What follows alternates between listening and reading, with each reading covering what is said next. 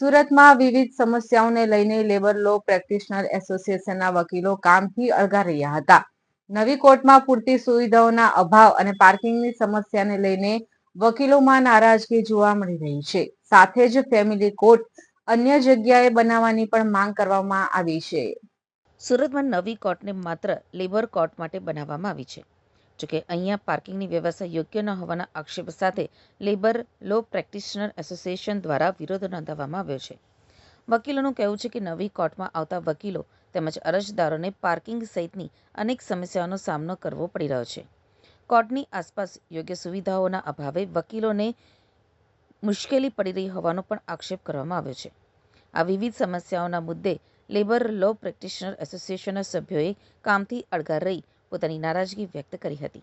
સાથે જ વકીલો દ્વારા માંગ કરવામાં આવી છે કે ફેમિલી કોર્ટ માટે અન્ય યોગ્ય સ્થળની ફાળવણી કરવામાં આવે, જેથી બંને કોર્ટની કામગીરી વધુ સુવ્યવસ્થિત રીતે થઈ શકે અને વકીલો તથા અરજદારોને પડતી મુશ્કેલીઓનો અંત આવે. હવે વકીલોની રજૂઆત બાદ તંત્ર દ્વારા આ સમસ્યાઓના ઉકેલ માટે શું કાર્યવાહી કરવામાં આવે છે તે જોવું મહત્વપૂર્ણ રહેશે.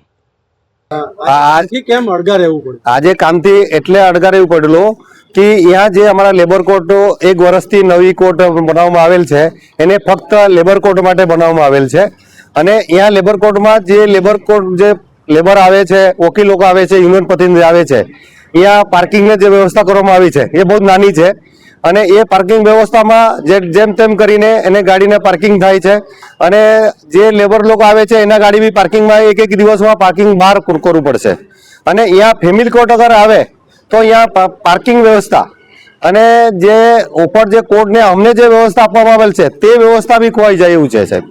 અને ફેમિલી કોર્ટ અહીંયા આવવાથી એને વાતાવરણ બગડે કે અમારા લેબરના જે રીતે કામ થતું હોય તે કામ થઈ શકે નહીં અને વકીલ લોકોને બી તકલીફ પડે, ગાડી પાર્કિંગ કરવા માટે તકલીફ પડે અને વર્ષોથી અને ગુજરાત હાઈકોર્ટ અને ઇન્ડસ્ટ્રીયલ કોર્ટના પ્રેસિડેન્ટ સાહેબને અમને ભરોસો આપેલ છે તમે આટલા દૂર જાઓ તમને બધા તમામ સગવડ કરી આપીશું. છતાં આજે પણ અમારા મજૂર વકીલભાઈ યુનિવર્સિટી આવે છે, ચા પીવા માટે સગવડ નથી. કેમ અહીંયાથી 40 રૂપિયાની એક ચા છે, મજૂર એક 40 રૂપિયાની ચા પીવી નહીં શકે. જ્યારે અમને સગવડો નથી આપ્યા છે અને આટલા તકલીફમાં આજે બી અમને વિતાવી છે તેમ છતાં એને ફેમિલી કોર્ટ સમાવેશ કરીને અમારા કામકાજને અમારા જે કામકાજ ચાલે છે તે કામકાજ રોકવાડ કરવાના તેને બાધાવિઘ્ન કરવા માટે આ કોશિશ ચાલી રહી છે અને એ તદ્દન ખોટી છે અને એને ફેમિલી કોર્ટની જગ્યા હોય તો સરકાર પાસે બહુ બધા જગ્યા છે, એને જગ્યા આપવી જોઈએ અને જે બહુ બધા જગ્યા છે ત્યાં જે ફેમિલી કોર્ટ છે તે બનાવવું જોઈએ. ભવિષ્યમાં ફેમિલી કોર્ટ 7 થાય કે 10 થાય એને સરકાર જોવાનું હોય અને એ શ્રમભવન છે આખા પૂરા ગુજરાતમાં જે શ્રમભવન છે ત્યાં કોઈ ઓનલી શ્રમભવન છે લેબર કોર્ટ માટે છે અને કોઈ બીજો કોર્ટ આવતો નથી. એને આને સુરત માટે શું છે અને એ સરકારની વસ્તુ છે, સરકાર ધ્યાન લઈને એને કોર્ટ આપવું જોઈએ અને એ જે લેબર કોર્ટમાં જે ફેમિલી કોર્ટ સમાવેશ થાય છે અમને સખત વિરોધ છે. એના માટે આગળ ઉગ્ર આંદોલન કરવાનું છે અને જેલ આંદોલન કરવાનું છે.